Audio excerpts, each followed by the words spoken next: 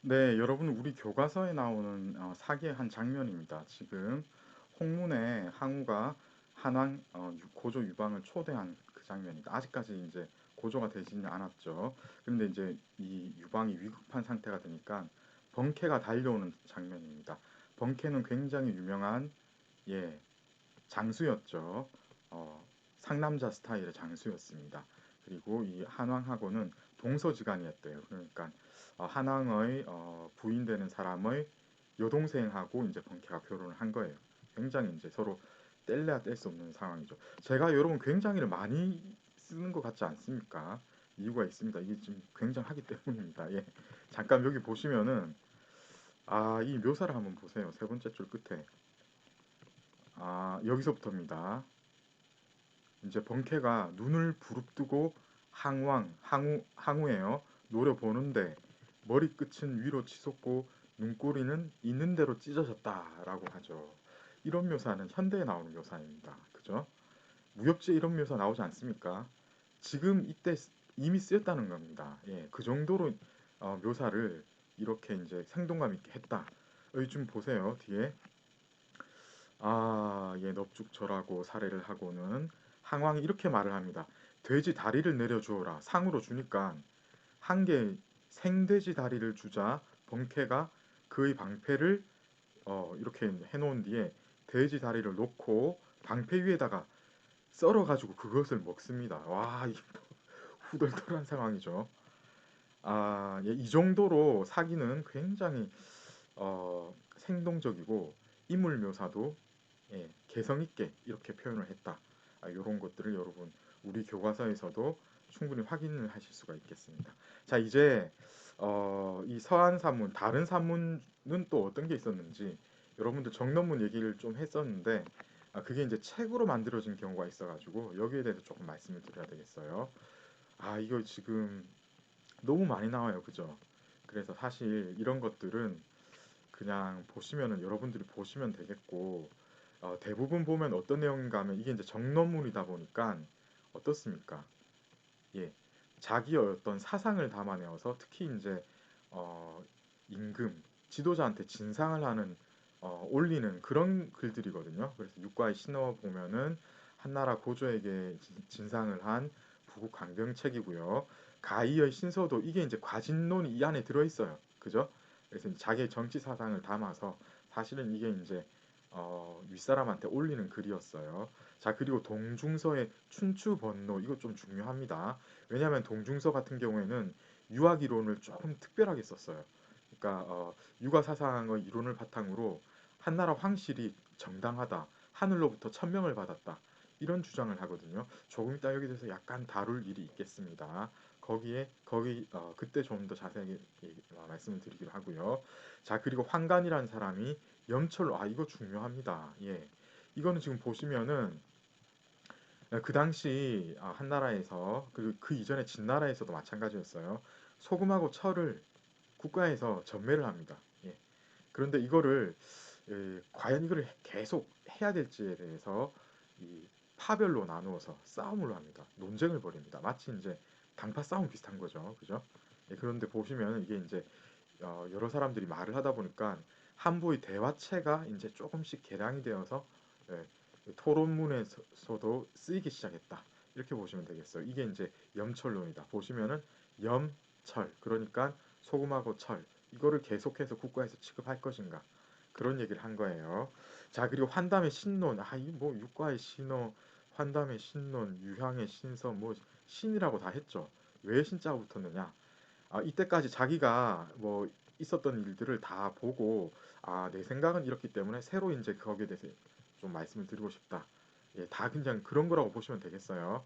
자, 그리고 유한 회남자 중요합니다. 왜냐하면 이거는 여러 가지 내용이 많이 담겨 있어가지고 사자성어 같은 것들도 예, 뭐 여기서 유래한 게 좀 있고 그래서 여러분 이거는 조금 중요하게 취급을 해야 됩니다. 이게 이제 사상이 담겼는데 여러분 이전 시간에 여시춘추 기억나십니까? 이게 뭐냐면 여부리가 진나라 때 어, 황제를 도와가지고 진나라 통일한 뒤에 자기가 이제 권세가 있으니까 한번 어떻게 문학적으로도 자기의 힘을 과시하기 위해서 여러 사람을 모아서 백과사전식으로 편찬한 게 여시춘추였습니다. 비슷한 거예요. 그래서 유한이라는 사람, 이 사람이 이제 어떤 지역의 왕이었거든요. 예, 이제 제후국의 개념입니다. 자기 식객들을 모아서 그때 당시 사상의 유파에 관해서 이렇게 여시춘추 비슷하게 편찬을 한 백과사전 같은 그런 책이었습니다. 그리고 유양 같은 경우에는 이제 여러 책을 썼는데 이제 뭐 옛사람들에 관한 이야기를 엮은 책 이 정도 보시면 되는데 지금 단계에서는 이건 중요하지 않아요. 그런데 나중에 지괴, 소설 이쪽으로 가면은 요런 게 이제 왜냐하면 이야기니까 예, 중요할 수가 있습니다. 요 정도 말씀드리면 되겠고요. 자, 그 다음에 동안사무, 예, 여러분 동안사무는 중요도가 약간은 좀 떨어집니다. 그래서 제가 이제 보면 빨간 글씨가 별로 없습니다. 그죠? 예. 나중에 이제 논형에 대해서는 좀 말씀을 드려야 되겠는데 예, 그렇게까지는 없고 여러분 동안에서는 이걸 아셔야 됩니다. 산문이 별려체화했어요. 무슨 뜻입니까? 부의 사륙구체, 그죠? 네자 여섯자 이렇게 좀 정제된 별려체 이게 이제 사문으로도 이제 영향을 받게 되는 그런 시기가 되었다 이런 말씀을 드려야 되겠고요. 자 그렇기 때문에 이 별려체화됐기 때문에 대꾸가 많고 문장도 정제가 되었다. 이게 이제 형식적인 특징이고 내용적으로는 뭉뚱그려서 이렇게 하시면 됩니다, 여러분. 무엇인가 하면은 이 당시에 보면은 뭐 천도를 계속 주장했어요. 누가 그랬습니까? 동중서가 대표되죠.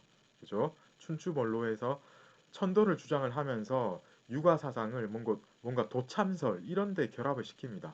예를 들어 뭐 뽕나무에 무슨 글자가 새겨져 가지고 이게 뭐 무슨 성씨가 왕 황위에 올라야 된다는 등 뭐 이런 거 있잖아요. 그죠? 그런 겁니다. 이게 사실 약간 미신적인 거죠. 그런 이야기 계속 하니까 이 사람들이 전부 뭡니까? 전부 다 똑같은 얘기 해요.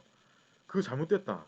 다 비판하면서 사실은 옛날 육아로 돌아가서 진짜 그 공자의 어떤 사상대로 하자. 지금은 잘못된 것이다. 이런 얘기를 좀 하고 있는 거예요. 뭉뚱그려서 제가 이렇게 말씀을 드리면 되겠습니다.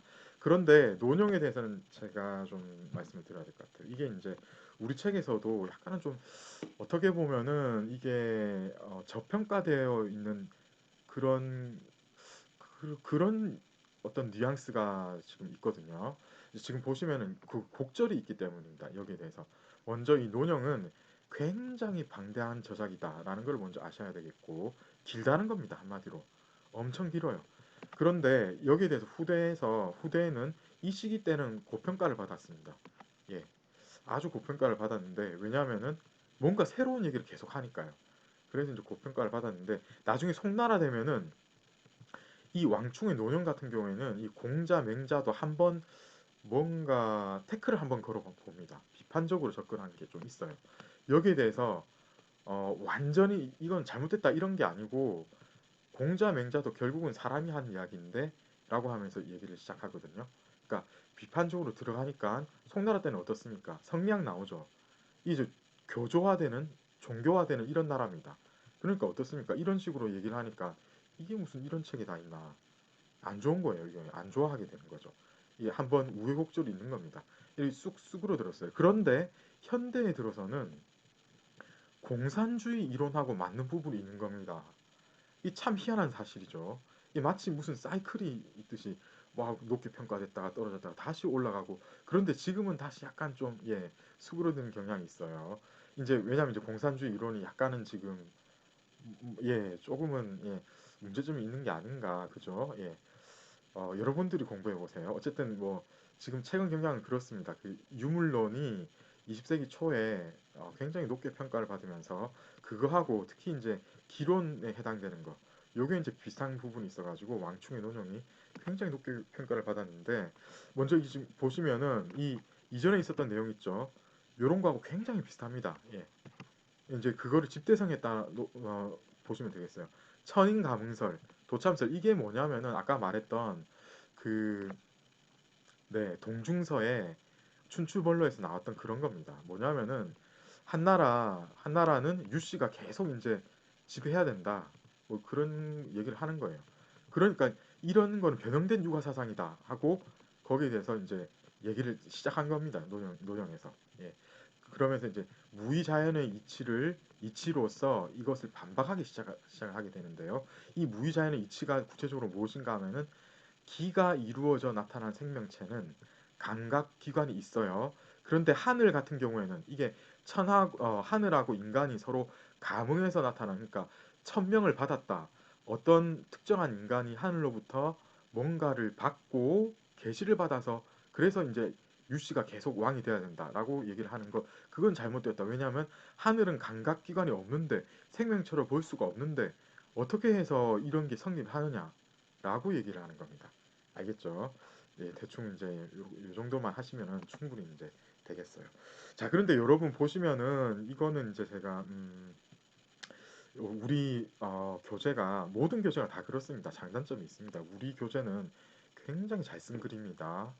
여러분 그건 아셔야 돼요. 그런데 문제점이 좀 있습니다. 왜냐하면 이 글 쓴 분이 워낙 이제 아는 게 많고 자기 주장도 뚜렷한 분이시다 보니까 이 말 할 때 저 말 할 때 달라지는 뭐 이런 게 좀 있어요. 여러분 지금 이 왕충 얘기할 때 보시면 약간은 조금 주의 깊게 보신 분은 알겠는데, 이전에 한부에 대해서 우리 저자께서는 굉장히 저평가를 하시죠.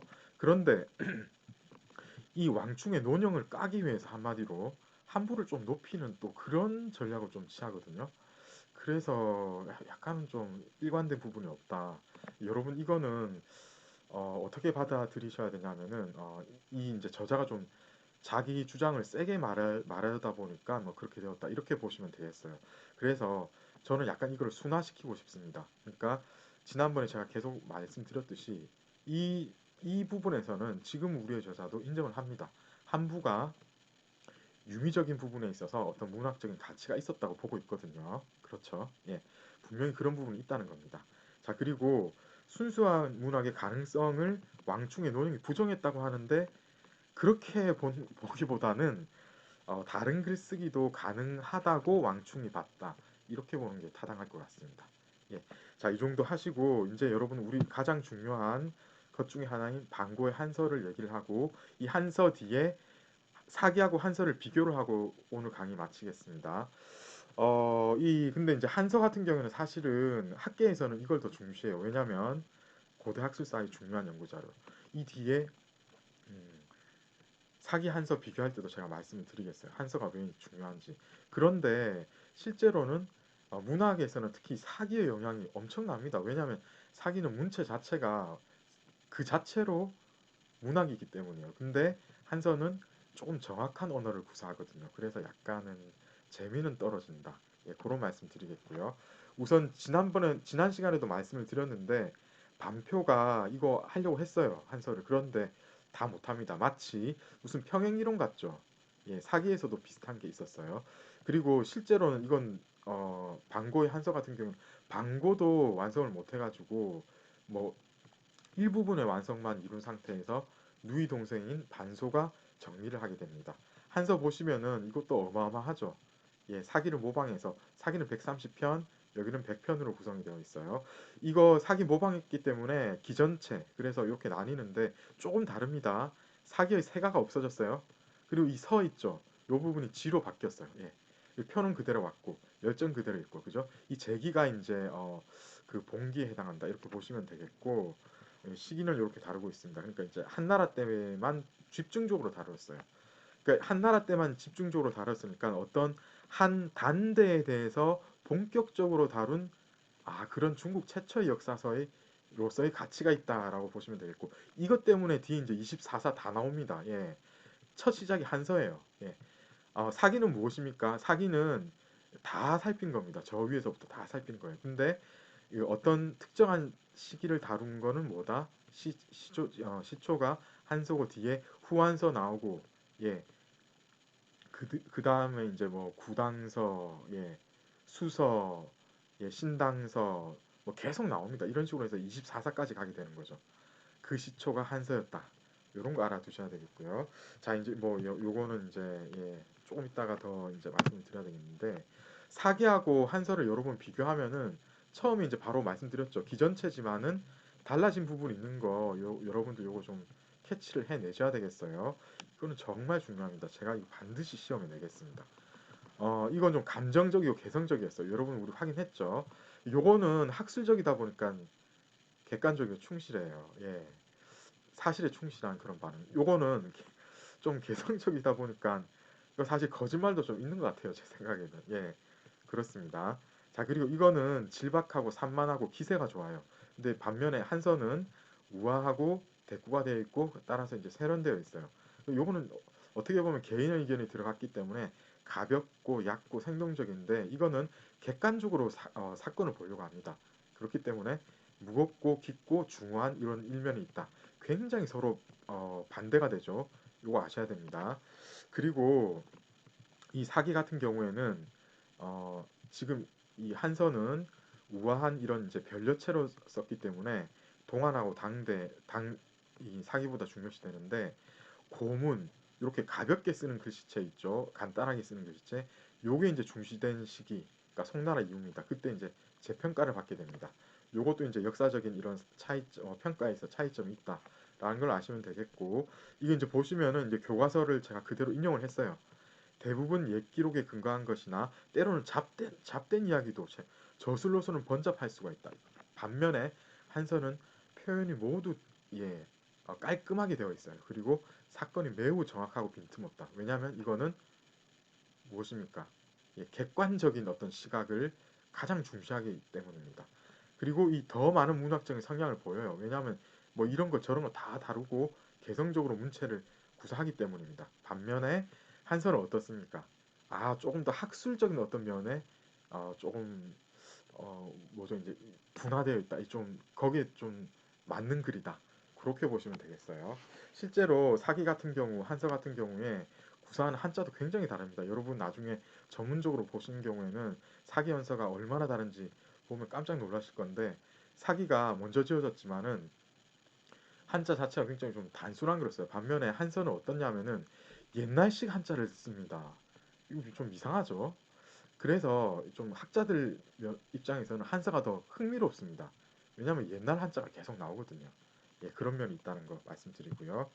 자, 그래서 오늘 수업을 마치고 여러분 이제 어제 약간 수업이 이상하게 되어서 오늘 이렇게 수업을 할 수밖에 없었던 점에 대해서 다시 한번 이제 양해의 말씀 부탁을 드리고 내일은 악보시에 대해서 주교재 141에서 146페이지까지 다루도록 하겠습니다. 시간이 없으실 것 같은데 혹시라도 시간이 있으시면은 예습을 좀 해오시면 도움이 되겠습니다. 오늘 수업 마치겠습니다. 예, 감사합니다.